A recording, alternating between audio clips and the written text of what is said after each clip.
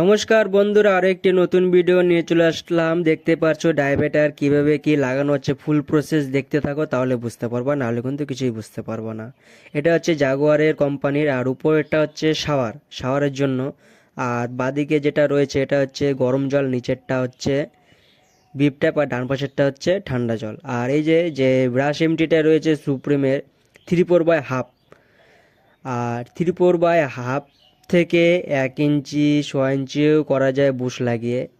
তারপরে এই যে যে এমটিএটা রয়েছে, তো একবার চেক করে দেখে নিলাম যে জিনিসটা ঠিকঠাক সেট খাচ্ছে নাকি। আর এই যে সুপ্রিমে সলিভেন্ট রয়েছে, আর সুপ্রিমে ট্যাপলন টেপ রয়েছে। আমি মানে টেপলন আর সলভেন্ট দিয়ে ইউজ করি, অনেকে হোল টাইট দিয়ে ইউজ করে।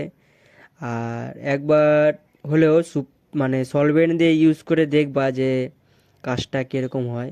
আমি অনেক দিন ধরে করি। আর তারপরে যে ব্রাশ এমটিএগুলো রয়েছে সেগুলোতে সব ট্যাপলন একে একে লাগিয়ে নিলাম।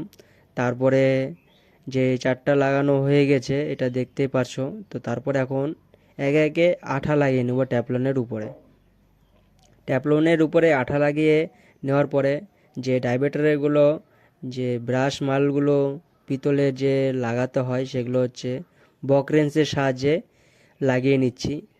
আর সুপ্রিমের কোয়ালিটিটা কিন্তু খুব দারুণ, আমি এর সাথে অনেক দিন ধরে যুক্ত রয়েছি, তোমরাও চাইলে লাগাতে পারো।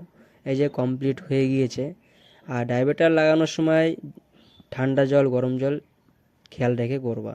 উপরেরটা শাওয়ার ছিল, নিচেরটা গরম জল, আর নিচেরটা বিপ ট্যাপ, আর এই পাশেরটা হচ্ছে ঠান্ডা জল। আর বন্ধুরা, যদি ভিডিও ভালো লাগে তাহলে লাইক শেয়ার কমেন্ট করো। সুস্থ থাকো, ভালো থাকো। নেক্সট ভিডিওর জন্য